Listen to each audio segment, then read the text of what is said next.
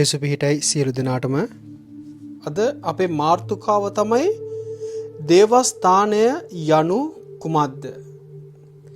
දේවස්ථානයක් කියන්නේ කුමක්ද සහ ඒ දේවස්ථානයට යා යුත්තේ කුමටද කියන එක තමයි අපි දැන් අද බලන්න යන්නේ. මේකේ සමහරක් වෙලාවට අපි බලද්දී අපිට වැටහෙන්නේ අපි වචනය කියවන්නේ නැතුව අපි බලපු ගමන් අපිට වැටහෙන්නේ අපි දේවස්ථානෙට යන්නේ පල්ලියේ නමස්කාරය දෙවෙන්නේ එතනයි, නමස්කාරය අපි පිළිටවන්න ඕනේ එතනයි, සහ දෙවියන් වහන්සේ මුණ ගැහෙන්න පුළුවන් හොඳම තැන එතනයි කියන එකට තමයි අපි ගොඩක් දුරට දේවස්ථාන වලට යන්නේ. නමුත් ස්වාමීන් වහන්සේ නැත්තම් අපගේම දෙවියන් වහන්සේ නැත්තම් ඊශ්‍රායෙල් වල දෙවියන් වහන්සේ පටන් ගැනීමේ ඉඳලා දේවස්ථානයක් පිහිටන්න නැත්තම් පල්ලියක් පිහිටන්න ප්‍රථමයෙන් තමයි උන්වහන්සේ සිටියේ. ඒ වගේම පල්ලියක් නිර්මාණය කරන්න ප්‍රථමයෙන් උන්වහන්සේ ඇවිල්ලා මුණ ගැහුණු බවක් අපිට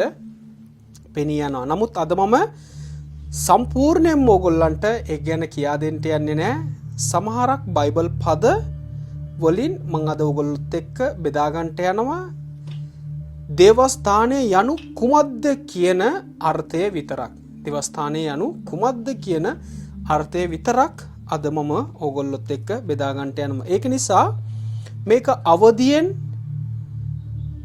හොඳ ආකාර වැහුම්කම් දෙන්න. මොකද සමහර තැම්වල අපිට වටහා ගන්නට බැරි තැම්වලට අපි හිර වෙලා තියෙනවා නම් මේ පණිවිඩය තුල අපිට ඒකෙන් නිදහස් වෙන්නට පුළුවන් කමක් තිබෙනවා. බොහෝ මිනිස්සුયો සහ බොහෝ ක්‍රිස්තියානිවරු දේවස්ථාන වලට ඇලුම් වුණාම ඒ නිදහස් වීමේ කියන අර්ථය ජීවිතයට ලබා ගන්න උත්සාහ කරන්නේ. නමුත් දෙවියන් වහන්සේ කියන්නේ නිදහසේ ඉන්ට සාදපු ස්ථානයක්. නමුත් ක්‍රිස්තියානි දරුවෝ ඒ නිදහසේ ඉන්ට සාදපු ස්ථානය අද වහල්කමක් වගේ නැත්තම් හිර කර ගැනීමේ ස්ථානයකට ජීවිතේ තබලා තිබෙනවා. හොඳයි, අපි කියවලා බැලුවොත් ප්‍රථමයෙන්ම හේබ්‍රෙව් පොතේ සියලු දෙනා පෙරලා ගන්න. හේබ්‍රෙව් පොතේ 3 වෙනි පරිච්ඡේදයේ 12 වෙනි පදයේ සිට 15 වෙනි පදයේ දක්වා සියලු දෙනා පෙරලා ගන්න. හේබ්‍රෙව් පොතේ 3 වෙනි පරිච්ඡේදයේ 12 වෙනි පදයේ සිට 15 වෙනි පදය දක්වා කියවන්න පටන් ගන්න. සහෝදරේනි කියන තැන ඉඳලා. සහෝදරේනි, ජීවමාන දෙවියන් වහන්සේ කෙරෙන් අහක්ව යන්නා වූ නොහැදිලිකාර නපුරු සිතක් නුඹලා අතරින් කිසිවෙකු තුල නොතිබෙන හැටියට බලාගන්න. නුඹලාගෙන් කිසිවෙක් පාපයේ රැවටිලිකාරකමෙන් දැඩි නොවන පිණිස අධ්‍යයයි කියන තෙක් දවස් පතාම එකිනෙකාට අවවාද කරන්න. මක්නිසාද අද නුඹලා උන්වහන්සේගේ හඬ අසන්න වුනම් උදහස් ඉපදවීමේදී මෙන් නුඹලාගේ සිත් දැඩි කර නොගන්නයි කියා තිබෙන හැටියට අපගේ විශ්වාසයේ පටන් ගැන්ම අන්තිම දක්වා ස්ථිර ලෙස අල්ලාගෙන සිටිමු නම් අපි ක්‍රිස්තුස් වහන්සේගේ පංගුකාරයෝ වී සිටිමු. හොඳයි, දැන් මේ පදය අපි බැලු බැල්මට අපිට කිසිදු අර්ථයක් දෙන්නේ නැහැ. මොකද ඔගොල්ලෝ සම්පූර්ණ පරිච්ඡේදය කියවලා තිබුණත් නැතත් මේ පද ටික බලපුවාම අපිට කිසිම අර්ථයක් දෙන්නේ නැහැ. නමුත් අපිට අර්ථය ගන්න පුළුවන් කොහෙන්ද? මේ පදේ තුලින්ම තමයි. පදේ තුලින්ම තමයි අර්ථය ගන්න පුළුවන්. නමුත් කියවපු පළියට අපිට අර්ථයක් දෙන්නේ නැහැ. පදේ තුලින්ම අපි අර්ථය ගන්නෙ කොහොමද? අපි ඒක නැවතිලා ස්වාමිනී ඔබ වහන්සේ මොකද්ද මෙතනදී අපිට පැහැදිලි කරලා දෙන්නේ? ස්වාමිනී ඔබ වහන්සේ මොකද්ද මෙතනදී අපිට කතා කරන්නේ කියලා අසපු විට උන්වහන්සේ අපිට ඉක්මනින් කියයිද යන්න උඹ යමන් දේවස්ථානෙට ගිහිල්ලා අසපන් මේ දේ දේවස්ථානේ උඹට පැහැදිලි කරලා දෙයි කියලා කියනවාද? ඉඳපන් මම උඹත් සමග දැන් කතා කරන්නට එනවා කියන අර්ථය කියයිද? මම හිතන්නේ දෙවෙනි එක තමයි දෙවියන් වහන්සේ කියන්නේ. මොකද බොහෝ මිනිස්යන් සිතන්නේ අපිට මේ දේ නොතේරෙනවා නම්, අපිට මේ දේ නොහැසෙනවා නම්, අපිට මේ දේ තේරුම් ගන්නට බැරි නම් අපි දුහන්න ඕන මුලින්ම දේවස්ථානයට කියලා. මේ පදයේ මෙන්න මෙහෙම සඳහන් කරනවා. සහෝදරීනි, ජීවමාන දෙවියන් වහන්සේ කෙරෙහි අහක්ව යන්නා වූ නොහැදිලිකාර නපුරු සිතක් නුඹලා අතරේ කිසිවෙකු තුල නොතිබෙන හැටියට බලා ගනිල්ලා. දෙවියන් වහන්සේ ගාව හැසිරෙන්න තිබුණු හදවත වෙන තැන්වලට තබලා යන තැනට උඹලා හදාගන්න එපා කියලා මෙතනදී කියනවා. කොහොමද කියන්නේ? බොහෝ කට්ටිය සිතන්නේ අපිට දෙවියන් වහන්සේ ගාව හැසිරෙන්න පුළුවන් අපි දේවස්ථානයකට ගියාම පමණයි කියන එක බොහෝ ඇදහිලිවන්තයෝ සිතාගෙන සිටිනවා. නමුත් මෙතනදී කියන්නේ අපි දේවස්ථානයට නෙමෙයි, අපි ඉන්න තැන හැම තැනකදීම උන්වහන්සේගේ හඬට නැත්නම් උන්වහන්සේගේ ක්‍රමයට පිටත යන විදියට අපිව හසුරව ගන්නට එපා කියලා කියනවා. ඊට පස්සේ පල්ලෙහා පදේ මෙහෙම කියනවා. නුඹලාගෙන් කිසිවෙක් පාපයේ රැවටිලිකාර කමෙන් දැඩි නොවන පිණිස. අපගේ ජීවිත පාපයේ රැවටිලිකාර සිතක් ඇති කරගන්නට සහ සිතක් ඇතිවෙන්නට ඉඩ තබන්න එපා කියලා කියනවා. මම දැන් මේ කාරණා ඕගොල්ලන්ට කෙටියෙන් පැහැදිලි කර දෙමි යනවා. නමුත් මේ කාරණේ ගැන මේ කාරණේ ගැන කියා තිබෙන එක මම වෙනත් පදවල් වලින් ඕගොල්ලන්ට කෙටියෙන් පෙන්වන්නට යනවා. මොකද මීට කලින් මම ඕගොල්ලොත් එක්ක සාකච්ඡා කරලා සහ ඕගොල්ලන්ට උගන්වලා තිබෙනවා ඇයි අපි දේවස්ථානයකට යා යුත්තේ සහ ඇයි අපි දේවස්ථානයක් එක්ක සම්බන්ධ විය යුත්තේ කියන එක මම ඔයගොල්ලන්ට පැහැදිලි කරලා දීලා තිබෙනවා. ඒ වගේම මොකද්ද ඒ දේවස්ථානය, මොකද්ද ඒ සම්බන්ධතාවය කියන එක බොහෝ දුරට මම පෞද්ගලිකව සහ දේශනාවලදී සහ පාඩම්වලදී කියා දීලා තිබෙනවා. ඒම නිසා මම සිතන්නේ නැහැ ගොඩාක් ගැඹුරෙන් මේක ඔයගොල්ලන්ට පැහැදිලි කර දිය යුතුයි කියලා. ඊට පස්සේ මෙතනදී කියනවා මක්නිසාද 14 වෙනි පදේ මක්නිසාද අද නුඹලා උන්වහන්සේගේ හඬ අසන් නොහුනම්. මේ හඬ අසන එක දේවස්ථානෙටම යන්න ඕනේ නැහැ. ඔබට වාක්‍ය නැමැති වචනය අද දේවස්ථානවල නැති වුණත් අද ගෙදර තිබෙනවා. කොහෙන්ද? මේ සුද්ධ බයිබලයේ. ඉතින් දෙවියන් වහන්සේ කියනවා මක්නිසාද අද නුඹලා උන්වහන්සේගේ හඬ අසන් නොහුනම්.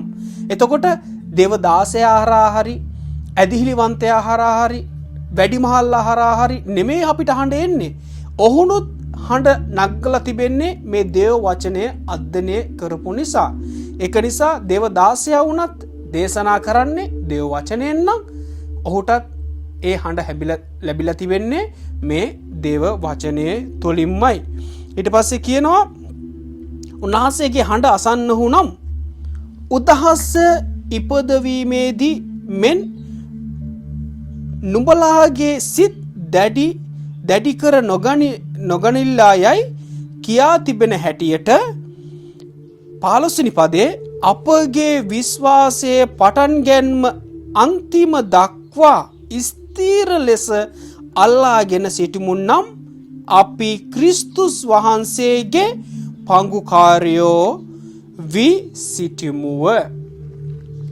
අපි අන්තිමය දක්වා මේ වචනය අල්ලාගෙන තිබෙනවා නම් අපි යේසුස් ක්‍රිස්තුස් වහන්සේගේ පංගුකාරයෝ වෙන්න යනවා කියන එක තමයි මෙතනදී අපිට පැහැදිලි කරලා දෙන්නේ.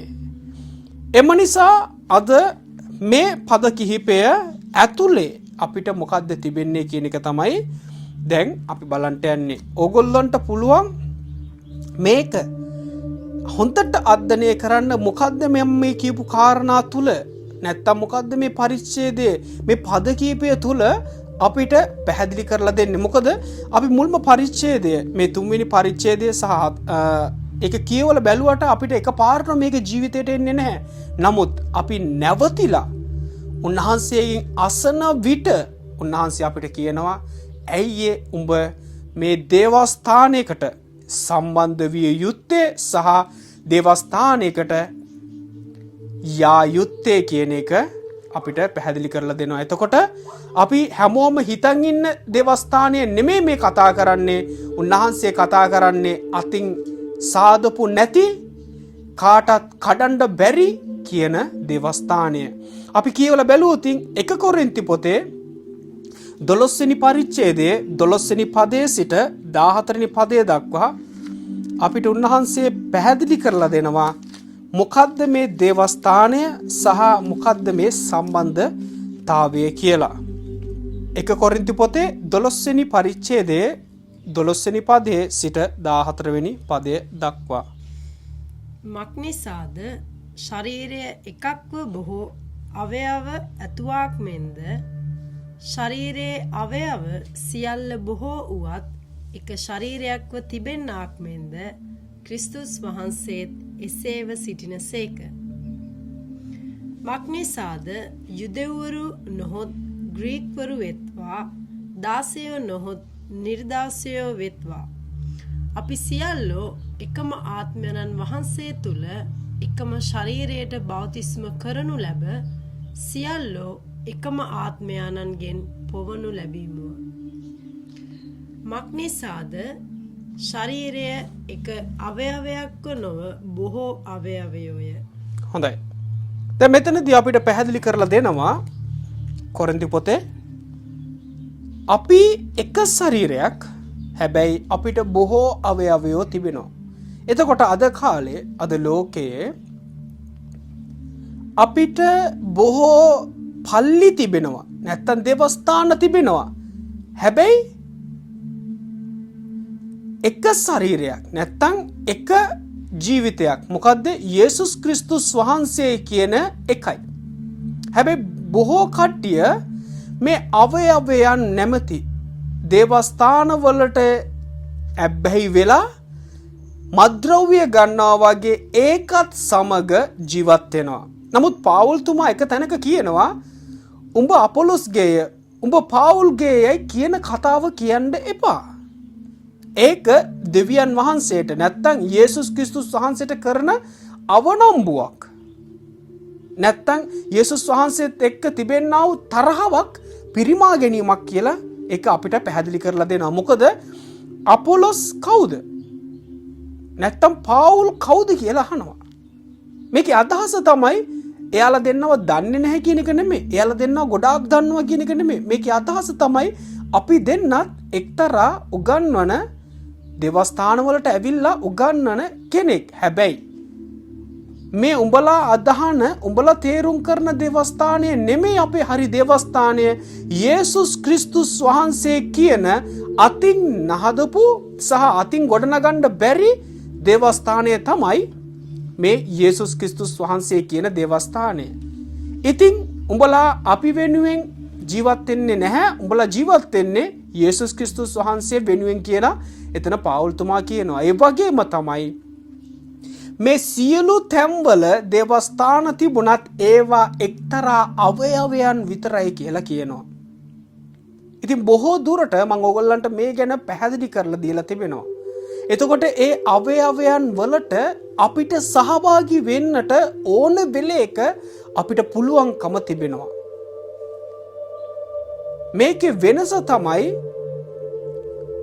ලෝකයේ රටකින් රටකට යන්නට නම් අපිට දේවල් ලබා ගත යුතුයි. නමුත් දේවස්ථානකින් දේවස්ථානකට යන්නට නම් අපිට කිසිදු දෙයක් ලබා ගන්නට බෑ. ඕන කෙනෙකුට ආරාධනා කරලා තිබෙනවා. ඒ අය දෙවියන් වහන්සේ නැත්තම් යේසුස් වහන්සේ කරුණු කොටගෙන ඒක නිදහස් කරලා එකක් කරලා තිබෙන නිසා. මේක කී දිනකට වැටහෙනවද මා නොදනිමි. නමුත් මේක තමයි සත්‍යය. අද ක්‍රිස්තියානි දරුවෝ අවයවයන් ඒක වෙන් කර තබාගෙන එන්න පුළුවන් මේ කට්ටියට විතරයි කියන එක කරන්න පුළුවන් මේ කට්ටියට විතරයි කියන එක තමාට නැමති ශරීරයකට හදාගෙන තිබෙනවා. නමුත් බයිබලයේ කියන්නේ එක ශරීරයයි තිබිය යුත්තේ. මොකද්ද? යේසුස් ක්‍රිස්තුස් වහන්සේ කියන ශරීරය. නමුත් අද ක්‍රිස්තියානෝරු පල්ලියක් හදාගෙන ඒක තමයි අපේ ශරීරය අපේ පල්ලිය ඇතුළේ ඉන්න කට්ටිය තමයි අවයවයන් කියන එක නිර්මාණය කරමින් තිබෙනවා. එතකොට මෙතනදී බලන්න කී දෙනෙක් මේ නිර්මාණය කරපු ශරීරයට අවයවයෝ වෙලා කොච්චරනම් තමාගේ වැරදි ලෙස ජීවත් වෙනවද? තමාගේ වැරදි ලෙස අවබෝධ කරමින් ජීවිතේ ගෙන යනවද? ඒක තමයි හේබ්‍රුව පොතේ කියන්නේ. හේබ්‍රුව පොතේ 3 වෙනි පරිච්ඡේදයේ 13 වෙනි පදයේ නුඹලාගේ කිසිවෙක් පාපයේ රැවටිලිකාර කමින් දැඩි නොවන පිණිසය. දැන් මේක කියවපු පළියට සහ මේක අපි අධ්‍යයනය කරපු පළියට අපිට පාපය තේරෙන්නේ නැත්තම්, අපිට පාපය කියන එක හැඟෙන්නේ නැත්තම් අපි හිතනවා පාපය කියන්නේ බොරු කීම, වංචා කිරීම, හොරකම් කිරීම, ඕක තමයි අපි හිතන්නේ පාපය කියලා. නමුත් එකම ශරීරයක් වූ යේසුස් ක්‍රිස්තුස් වහන්සේගෙන් ඒ නමින් නැගිටලා අපි ඒ නමින් ජීවත් වෙනකොට අපි අපිටම ශරීරයක් හදාගෙන සහ ඒකට අවයවයන් දාගෙන ජීවත් වීමත් එක්තරා පාපයක්. ඒ කොහොමද සිදු වෙන්නේ? උන්වහන්සේගේ ශරීරයට අපි සම්බන්ධකම් දරන්න තිබෙද්දී අපි උන්වහන්සේගේ ශරීරයෙන් කොටස් අරන් ගිහිල්ලා අපිටම ශරීරයක් තබාගෙන අපි අපිටම අවයවයන් තබාගෙන අපි ජීවත් වීම. නමුත් පිළිහිටලා තිබෙන්නේ යේසුස් වහන්සේගේ. මේක තව පල්ලෙහාට යද්දී ඕගොල්ලන්ට පැහැදිලි ලෙස වැටහෙයි මොකද්ද මෙතන මුන්වහන්සේ සහ පාවුල්තුමා අපිට තේරුම් කරලා දෙන්න උත්සාහ කරන්න කියලා. ඊට පස්සේ මෙතනදී 12 වෙනි පදයේ පල්ලෙහා මක්නිසාද යුදේවරු නොහොත් ග්‍රීක්වරු වෙත්වා දාසයෝ නොහොත් නිර්දාසයෝ වෙත්වා අපි සියල්ලෝ එකම ආත්මයන් වහන්සේ තුල එකම ශරීරය බෞතිස්ම කරනු ලැබ සියල්ලෝ එකම ආත්මයන්ගෙන් පවනු ලැබුමුව. ඊට පස්සේ 14 කියනවා මක්නිසාද ශරීරය එක අවයවයක් නොව බොහෝ අවයවයෝව. උන්වහන්සේ කියනවා අපි එක ශරීරයයි. මොකද්ද? යේසුස් ක්‍රිස්තුස් වහන්සේගේ එකම ශරීරයයි. හැබැයි අපි හැමතැනම අවයවය වශයෙන් සිටින්න පුළුවන්. ඒක සාධාරණයි. එතකොට අපි ඕන තැනක පල්ලි හදන්න පුළුවන්. යේසුස් ක්‍රිස්තුස් වහන්සේ කියන නාමය තුලින් අපිට පල්ලි හදන්න පුළුවන්. දේවස්ථාන හදන්න පුළුවන්. ඒකයි අපි දේවස්ථාන වලට යන්නේ මේ අපගේ යේසුස් වහන්සේගේ ශරීරයෙන් සිටින එක අවයවයක්. එතකොට අපිට පුළුවන්කමක් තිබෙන්න ඕන අපි දේවස්ථානයට එක සතියක් යනවා නම් ඊළඟ දේවස්ථානයටත් ඊළඟ සතිය යන්න අපිට පුළුවන්කමක් තිබෙන්න ඕන. හැබැයි අපි අපේ දේවස්ථානට විතරමයි යන්නේ කියලා සිතුවොතින් කිව්වොතින් මේ ආසු වෙනවා මම පෙළස්සිනේ කියපු පද කිහිපයට. මොකද්ද? අවයවයන් එක්ක සම්බන්ධකම් තබන්න තිබෙද්දී මෙයාට ආවේනිකව සම්බන්ධකමක් සහ යේසුස් නැමැති නිර්මාණයක් තබලා එක්තරා ගලකට සහ එතනට අවයවය තබාගෙන ජීවත් වෙමින් යනවා. එතකොට මුල් පදවල අපිට මොකද්ද පැහැදිලි කරලා දෙන්නේ? අපි එක ශරීරයක්, එක සම්බන්ධතාවයක්. එතකොට අපේ හැම තැනම අපේ තිබෙන අවයවයන් අපිට පුළුවන්කම තිබෙන්න ඕන ඔහුම්බ මුඩ ගැහෙන්න සහ බැහැ දකින්න යෑමට. නමුත් මතය පොතේ මෙහෙම සඳහන් කරනවා. ඔබ පෙරලගත්තු සුද්ධ මතය පොතේ 18 වෙනි පරිච්ඡේදයේ 19 වෙනි පදයේ සිට 20 වෙනි පදය දක්වා. සුද්ධ මතය පොතේ 18 වෙනි පරිච්ඡේදයේ 19 සහ 20 වෙනි පදය දක්වා. නැවතත් නුඹලාට කියමි. පොළවේදී නුඹලාගෙන් දෙදෙනෙක් තමුන් ඉල්ලන යමක් ගැන එක්සිත් වන්නෝ නම් ස්වර්ගයේ සිටින මාගේ පියාණන් වහන්සේගෙන් ඒ දේ ඔවුන්ට ලැබෙන්නේය. මක්නිසාද දෙදෙනෙක් හෝ තුන්දෙනෙක් හෝ මාගේ නාමයෙන් යම් තැනක රැස්ව සිටින්නේ නම් මම එතන ඔවුන් මැද සිටිමි කීසේක. හොඳයි. දැන් මෙතනදී අපිට පැහැදිලි කරලා දෙනවා. දෙදෙනෙක් හෝ තුන්දෙනෙක් මාගේ නාමයෙන්, කාගේ නාමයෙන්ද? යේසුස් වහන්සේගේ නාමයෙන් රැස් වෙන කල එයා මොන සභාවේද? මොන ජීවිතේද කොතනද කියන එක අදාළ නැහැ. උන්වහන්සේගේ නාමයෙන් රැස් වෙනවා නම් මම එතනට යනවා කියලා කියනවා. අද ගොඩක් කට්ටිය ප්‍රශ්නයකට තබාගෙන තිබෙන්නේ එතනට යේසුස් වහන්සේ බහින්නේ නැහැ, වඩින්නේ නැහැ. අපේ ස්ථානයට විතරමයි යේසුස් වහන්සේ වඩින්නේ කියලා කියනවා. මම සමහර තැන්වල කියලා තිබෙනවා කුමන හෝ දේවස්ථානික යේසුස් වහන්සේගේ නාමයෙන් එයාලා දේව වචනේ ප්‍රකාශ කරමින් හාස්කම් යම් කිසි දෙයක් කරනවා නම් ඒක දෙවියන් වහන්සේගේ කැමැත්ත අනුවයි. මොකද දෙවියන් වහන්සේ වචනේම කියනවා මේක කරන්නේ යේසුස් වහන්සේ කරුණ කොටගෙනයි. හැබැයි ඒ දේව දාසයා තමාගේ වාසියට පාවිච්චි කරගන්න එක ඒක එයාගේ කැමැත්ත. එයාගේ තීරණය.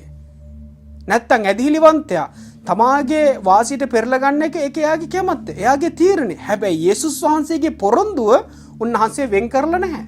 මිනිස්සයා කුමනාකාරයේ විවිධාකාරයේ විදියට වෙනස් වුණත් යේසුස් වහන්සේගේ පොරොන්දුවේ වචනය වෙනස් කරලා නැහැ. උන්වහන්සේ කියලා තිබෙනවා නම් දෙන්නෙක් හෝ තුන් දෙනෙක්, හතර දෙනෙක්, පස් දෙනෙක් කී දෙනෙක් හරි මාගේ නාමයෙන් යම්කිසි දෙයක් ඉල්ලන තැනක් තිබේ නම් එතනට මම අනිවාර්යයෙන්ම එනවා කියලා. එයාගේ පසුබිම, එයා මොන වගේ කෙනෙක්ද, එයා මොන සභාවෙද කියන එක නේ බලන්නේ. උන්වහන්සේගේ නාමයෙන් එතන රැක්ස් වෙනවද කියන එක විතරයි බලන්නේ. අද ගොඩක් ක්‍රිස්තියානිවරු කරගන්න දෙයක් තමයි අපගේ ස්ථානයේ විතරයි උන්වහන්සේ වැඩවසන්නේ සහ රැස් වෙන්නේ සහ එක් වෙන්නේ කියන එක මිනිස්සයා සිතින් සිතාගෙන තිබෙනවා.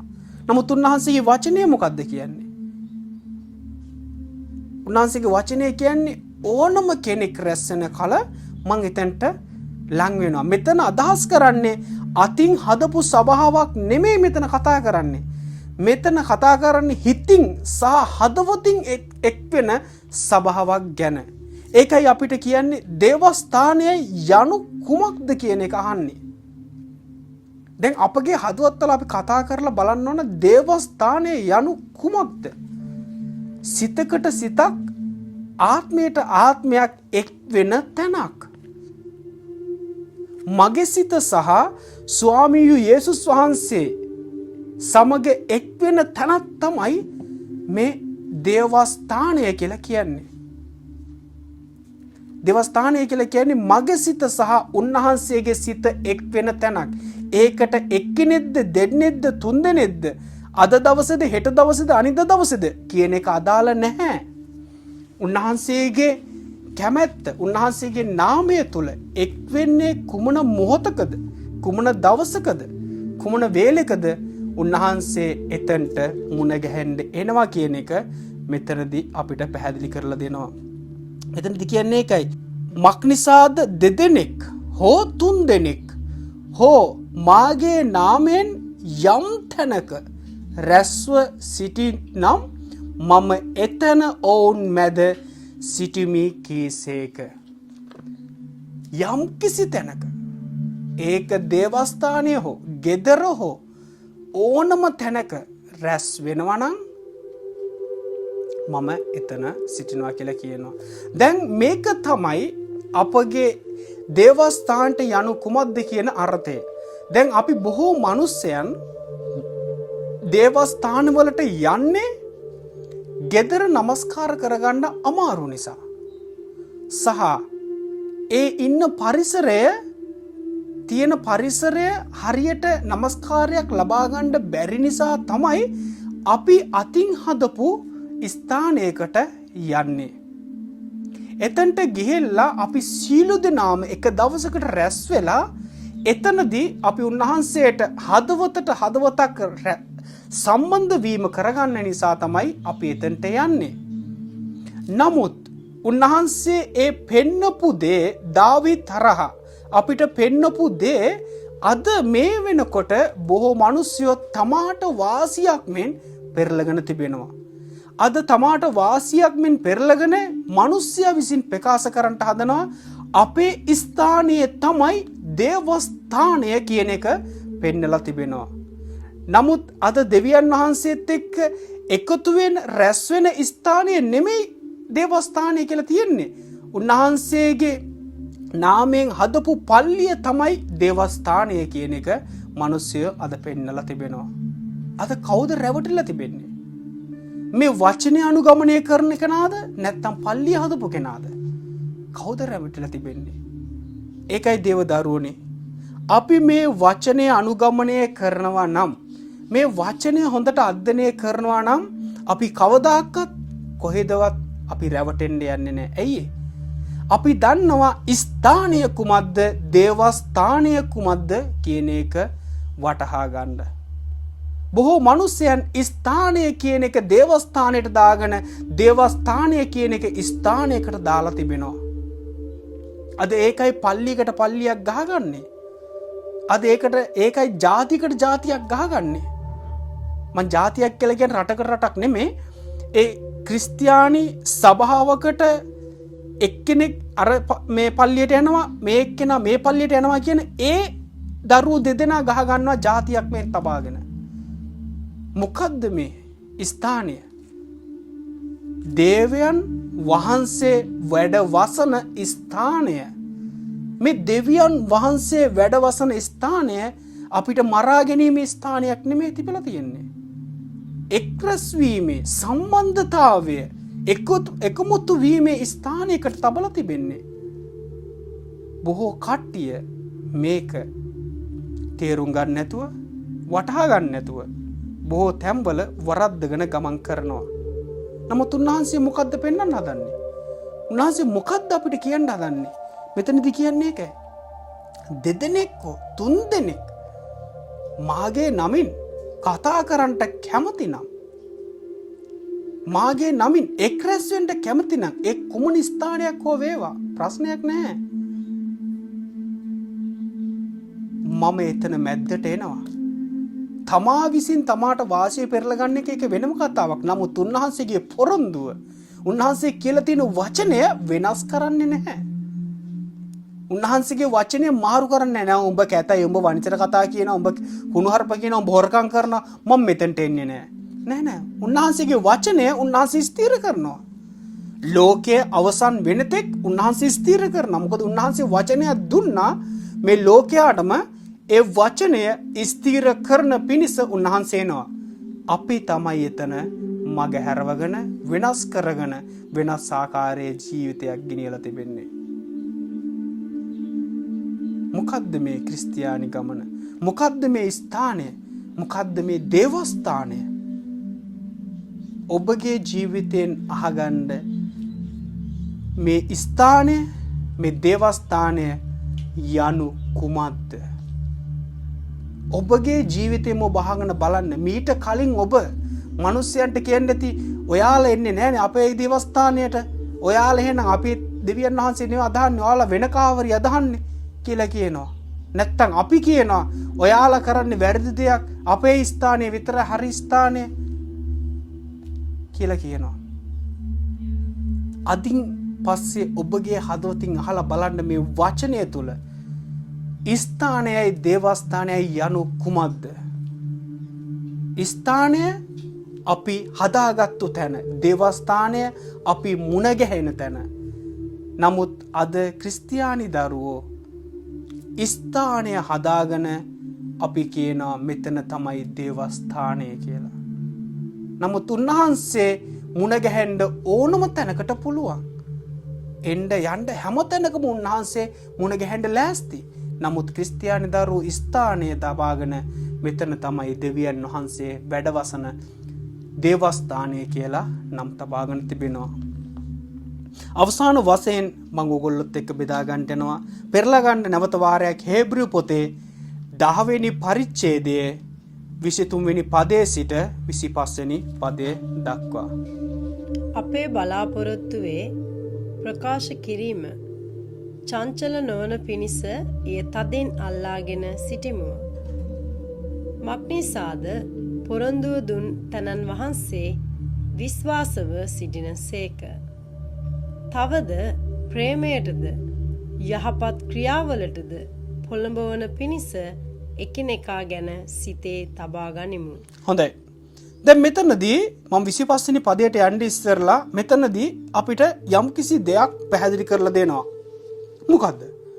දෙවියන් වහන්සේ කියනවා මේ පොරොන්දුව අපි තදින් අල්ලා ගමු. උන්වහන්සේගේ පොරොන්දුව උන්වහන්සේ ඉෂ්ට කරනවා. උන්වහන්සේගේ කැමැත්ත උන්වහන්සේ කරනවා. ඒකෙ මෙතනදි කියන්නේ අපේ බලාපොරොත්තුවේ ප්‍රකාශ කිරීමේ චංචල නොවන පිණිස එය තදින් අල්ලාගෙන සිටිමු. තදින් අල්ලාගෙන සිටිමු.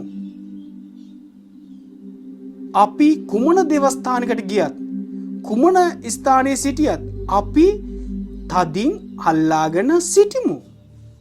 මොකද්ද? මේ වචනය සහ අපගේ දෙවියන් වහන්සේව අපි ඕන තැනකට ගියත් තදින් අල්ලාගෙන සිටිමු. ඊට පස්සේ කියනවා මක්නිසාද පොරොන්දු දුන් තැනන් වහන්සේ විශ්වාසව සිටින සේක. දැන් උන්වහන්සේ අපිට පොරොන්දුවක් දුන්නා. උන්වහන්සේ පොරොන්දුව කැඩ කෙරුවේ නැහැ. උන්වහන්සේ විශ්වාසයෙන් ඉන්නවා. මොන වගේ චරිතයක් වුණත් මම දුන්නු පොරොන්දුව විදිහට මම එතනට ගියාම ඒ චරිත වෙනස් වෙන්න පුළුවන් කියන එක උන්වහන්සේ විශ්වාසයෙන් ඉන්නවා. ඒකයි මම ඉස්සරලා කිව්වේ දෙන්නෙක් හෝ තුන්දෙනෙක් මොන මිනිස්සයා වූ වේවා මාගේ නාමයෙන් කතා කරනවා නම් මම එතන මැද්දට එනවා. දැන් උන්වහන්සේගේ පොරොන්දුව උන්වහන්සේ ඉෂ්ට කරන පිණිස උන්වහන්සේ මැද්දට එනවා.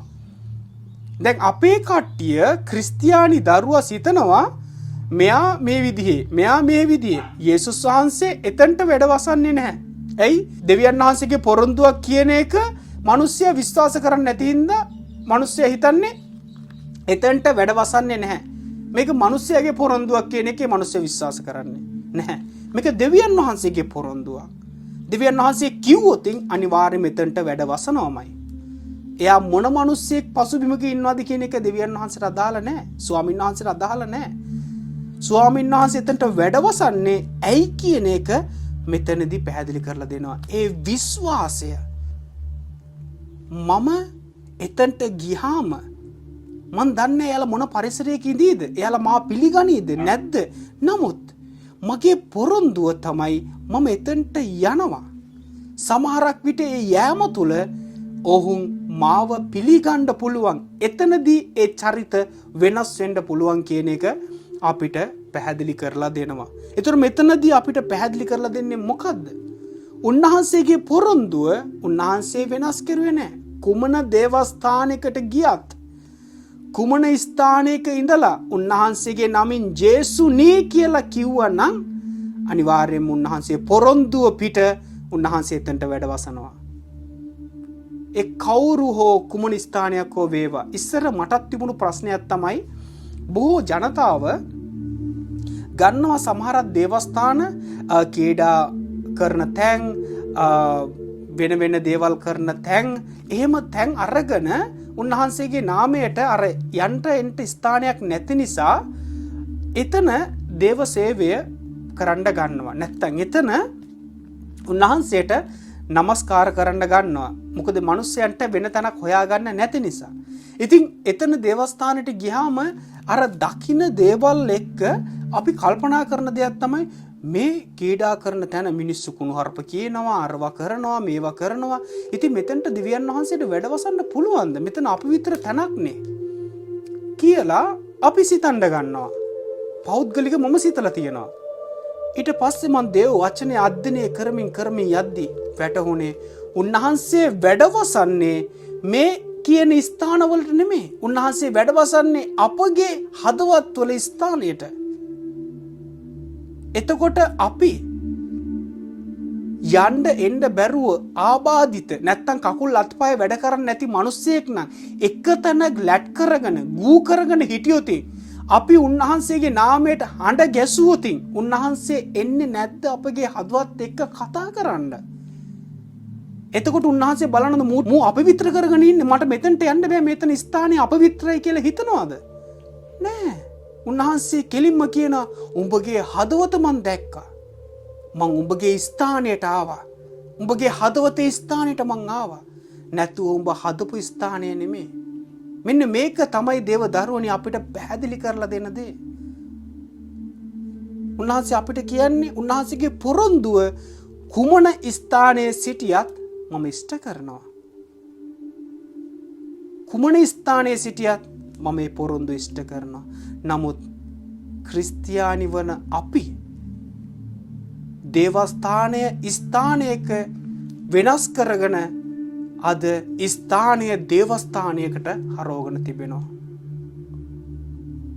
මෙන්න මෙතනින් තමයි අපි පලාදුහන්න ඕනේ. මෙතනින් තමයි අපි වෙන් වෙන්න ඕනේ. මෙතනින් තමයි අපි හැඩගැස්සෙන්න ඕනේ. ඒකයි මම ඕගොල්ලන්ට නැවත කියන්නේ මේ අතින් හදන පල්ලි එක්තරා ස්ථානයක් විතරයි.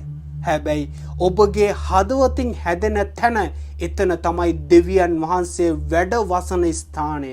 ඒකට තමයි අපි නම් තබන්නේ දේවස්ථානය. නැතුව අතින් හදන තැනක් නෙමෙයි අපගේ දේවස්ථානය. එතන අපි බැහැ දකින්ට යන, අවයවයන් දකින්ට යන, අවයවයන් මුණ ගැහෙන්ට යන ස්ථානයක් විතරයි. හැබැයි අපේ හදවත ඇතුලේ තමයි තිබෙන්න ඕනේ උන්වහන්සේගේ ශුද්ධස්ථානය සහ දේවස්ථානය. ඒ තැන අපි අරගෙන හැම තැනටම යද්දි තමයි අපිට වැටහෙන්නේ උන්වහන්සේ අපේ දේවස්ථානයත් එක්ක අනිකුත් අවයවයන් බැහැ දකින්න යනවා කියලා. ඊට පස්සේ පාවුල්තුමා මේ වගේ මිනිස්යන්ට පැහැදිලි කරලා දෙනවා 25 වෙනි පදේ. සමහරුන්ගේ පුරුද්ද ලෙස අපේම රැස්වීම අත් නෑර. ඒ දවස ලංවන බව නුඹලාට පෙනෙන ප්‍රකාරයට වඩා එකිනෙකාට අවවාද කරමු. හොඳයි. මෙතන පාවුල්තුමා කියනවා පුරුද්ද ලෙස අපේ ස්ථානය අත් නැහැර. පුරුද්ද ලෙස බොහෝ මිනිසයන්ට තිබෙනවා ජම්මෙට වඩා පුරුද්ද ලොකුයි කියලා කියනවා. බොහෝ මිනිසයන්ට ওই කාරණේ අතහැර ගන්න බෑ. මිනිස්සයා ඉගෙනගෙන මේක හදාගන්න ඕනා කියන එක නෙමෙයි. නෑ මම පුරුදු වෙලා ආවේ මේක තමයි හරි කියන එක සිතනවා. නමුත් මෙතන පාවුල්තුමා මොකද්ද කියන්නේ? පුරුද්ද ලෙස එකම ස්ථානයට දුහන්න ගන්නවා. එකම ස්ථානයම නැවතිලා ඉන්නවා. උපන්නෙත් එතන, මැරෙන්නෙත් එතනමයි. මෙතන බයිබලයේ කියන්නේ ඒක නෙමෙයි. දේව වචනේ අපිට ප්‍රකාශ කරන්නේ ඒක නෙමෙයි. අපි ස්ථානයකට යන්න ඕන. හැබැයි දේවස්ථානේ අපි රැක ගන්න ඕන. අපි ස්ථානයකට යන්න ඕන. අපි අවයවයන් මුණ ගැහෙන්න ඕන. හැබැයි අපි දේවස්ථානයත් එක්ක සම්බන්ධ වෙන්න ඕන. මෙතන පාවුල්තුමා කියන්නේ අවවාද කරන්න. තේරුම් කර දෙන්න. අද මම ඕගොල්ලන්ට පැහැදිලි කරලා දෙනවා වගේ. අනිකුත් මිනිස්යන්ට අවවාද කරන්න, පැහැදිලි කරලා දෙන්න. ස්ථානයක් විතරයි. එතන දේවස්ථානයක් නෙමෙයි. දේවස්ථානය කොහෙද? අපි වැඩවසන, අපි මුණ ගැහෙන, අපි උන්වහන්සේත් එක්ක කතා කරන ඕනම තැනක් වේවා ඒක තමයි දේවස්ථානය. මොකද උන්වහන්සේ වැඩවසන්නේ මේ යහපැත්තේ තියෙන ගහ ගාවටවත්, එහා පැත්තේ තියෙන වතුර ගාවටවත්, එහා පැත්තේ තියෙන ඇල ගාවටවත්, එහා පැත්තේ තියෙන බිල්ඩින් එකටවත් නෙමෙයි. උන්වහන්සේ වැඩවසන්නේ අපගේ ආත්මය ඇතුළට. උන්වහන්සේට අපි කතා කරන්නේ ගහවත්, බිල්ඩින් එකවත්, ඇලවත්, දොලවත් නෙමෙයි කතා කරන්නේ උන්වහන්සේට. අපි උන්වහන්සේට කතා කරන්නේ. ඒ කතා කරන විට තමයි උන්වහන්සේ අපිව මුණ ගැහෙන්න එන්නේ. ඒකයි දෙවියන් වහන්සේ කියන්නේ මේ වචනය තුල නැත්තම් මේ පණිවිඩය තුල හරහා උඹගේ ස්ථානය නෙමෙයි රැක ගන්න ඕනේ, උඹගේ දේවස්ථානය. කොහෙද? අපි අපගේ ඇතුළාන්තයේ සම්බන්ධතාවය තමයි අපි රැක ගන්න ඕනේ. අද පටන් ඔබට ප්‍රශ්නය තමයි මේ ස්ථානය සහ දේවස්ථානය යනු කුමක්ද කියන ප්‍රශ්නය. ඔබම තේරුම් ගත යුතුයි, ඔබම වටහා ගත යුතුයි. මේ වචනය දවසකට සීමා කරන්න එපා. මං හැමදාම කියනවා වගේ මේ වචනය හොඳට අධ්‍යයනය කරන්න. ඒ විට ඔබට පෙනේ මොකද්ද මේ ස්ථානය සහ දේවස්ථානය කියන්නේ. ඔබ යන්නේ ස්ථානයකට ඒ අවයවයන් මුණ ගැහෙන්න. නමුත් ඔබගේ දේවස්ථානය එකම ශරීරය තමයි අවයවයන් විදියට වෙනස තැන්වල සිටින්නේ. නමුත් එකම ශරීරය තමයි ඔබගේ දේවස්ථානය. ඒක නිසා ඔබ මෙතෙන් පටන් ඒ තැනට හිර වෙලා කරදරයට ලැක් වෙලා තිබුණා නම් අද ඔබව නිදහස් කෙරුවා කියන එක විශ්වාසය තබාගෙන මින් ඉදිරියේ ඔබගේ නිදහස ස්ථානය දේවස්ථානයට ලං වෙලා ඒක සමරමින් ඒක ගෙනියන්න. නැතු ස්ථානයකට කොටු වෙලා ඒක හිරකාරයෙක් වශයෙන් ජීවත් වෙනවට වඩා. ඒක නිසා මා විශ්වාස කරනවා අද දෙවියන් වහන්සේ ඔයාට යහපත් වූ අනර්ගෝ පණිවිඩයක් ගෙනත් දෙන්න ඇති කියලා. ඉතින් සියලු දෙනාටම දෙවියන් වහන්සේගේ ආශිර්වාදය ලැබේවා. සියලු දෙනාටම ජේසු පිහිටයි.